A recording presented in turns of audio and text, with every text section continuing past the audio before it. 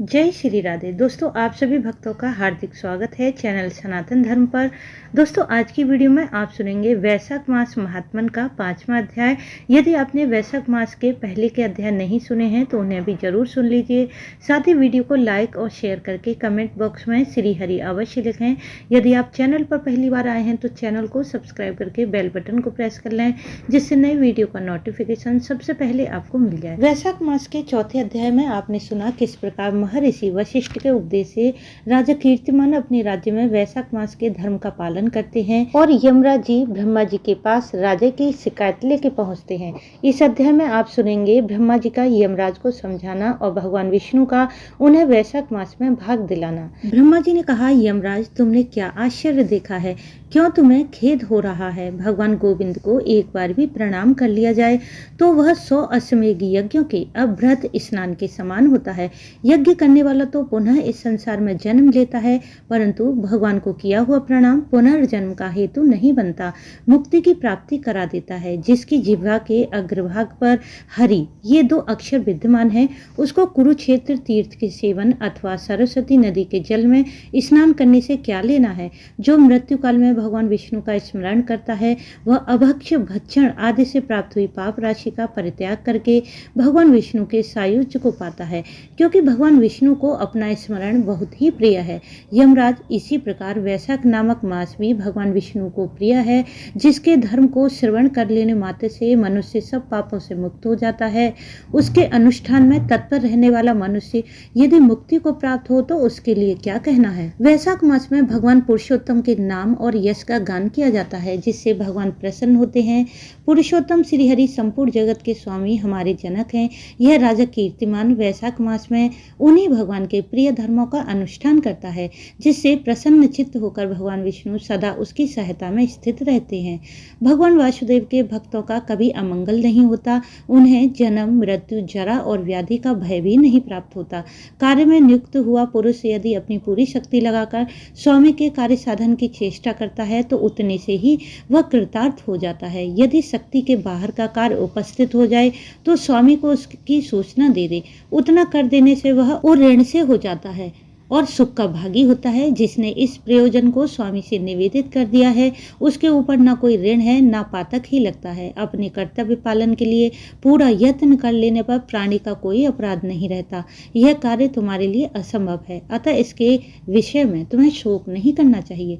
ब्रह्मा जी के ऐसा कहने पर यमराज ने दीन वाणी में कहा, तात मैंने आपके चरणों की सेवा से सब कुछ पा लिया। जब ब्रह्मा जी ने पुनः समझाते हुए कहा, धर्मराज राजा कीर्तिमान विष्णु धर्म के पालन तत्पर है, चलो हम लोग भगवान विष्णु के समीप चलें और उन्हें सब बातें बताकर पीछे उनके कथनानुसार कार्य किया जाएगा। वे ही इस जगत के कर्ता, धर्म के रक्षक और नियामक हैं। इस प्रकार यमराज को आश्वासन देकर ब्रह्मा जी उनके साथ क्षीर सागर के तट पर गए। वहां उन्होंने सच्चिदानंद स्वरूप गुणातीत परमेश्वर विष्णु का स्तवन किया। ब्रह्मा जी की स्तुति से संतुष्ट होकर भगवान विष्णु प्रकट हुए। यमराज और ब्रह्मा जी ने तुरंत ही उनके चरणों में मस्तक झुकाया।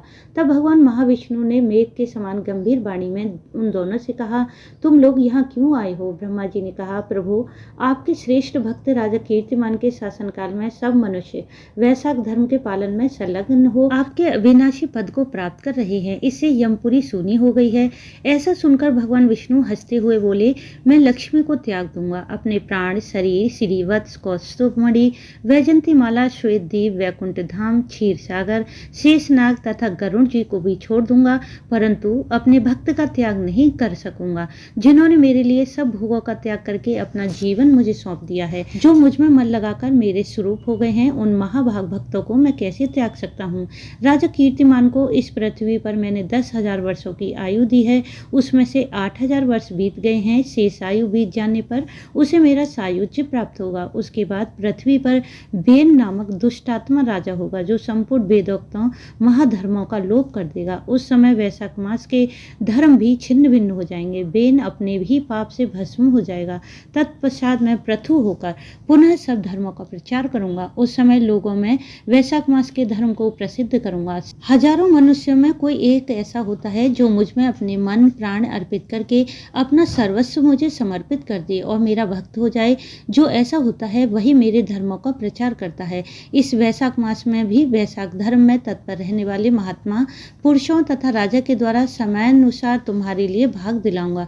लोक में जो कोई भी वैशाख मास का व्रत करेगा वे तुम्हें भाग देने वाले होंगे। उनके वैशाख मास में बताए हुए महाधर्मों के पालन में तुम कभी विघ्न उपस्थित न करना।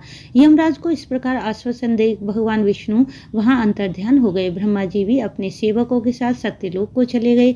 उसके बाद यमराज भी अपनी पुरी को पधारे। वैशाख मास की पूर्णिमा को पहले धर्मराज के उद्देश्य से जल से भरा हुआ घड़ा, दही और अन्न देना चाहिए। उसके बाद पितरों, गुरुओं और भगवान विष्णु के उद्देश्य से शीतल जल, दही, अन्न, पान और दक्षिणा फलों के साथ कांसे के पात्र में रखकर ब्राह्मण को देना चाहिए। भगवान विष्णु की दिव्य प्रतिमा वैशाख मास की महात्म कथा सुनने वाले दीन ब्राह्मण को देनी चाहिए। उस धर्म वक्ता ब्राह्मण को अपने धन से भी पूजित करना चाहिए। राजा कीर्तिमान ने सब कुछ उसी प्रकार किया। उन्होंने पृथ्वी पर मनोवांछित भोग भोग कर शेष आयु पूर्ण होने के पश्चात पुत्र पौत्र आदि के साथ श्री विष्णु धाम को प्रस्थान किया। मिथिलापति ने कहा, महामते दुरात्मा राजा बेन प्रथम मनवंतर में हुआ और ये राजा इक्ष्वाकु कुलभूषण कीर्तिमान वैभव स्पत मनवंतर के व्यक्ति हैं। यह बात पहले मैंने आपके मुख से सुन रखी है, परंतु इस समय आपने और ही बात कही है। यह राजा सब वैकुंठवासी हो जाएंगे।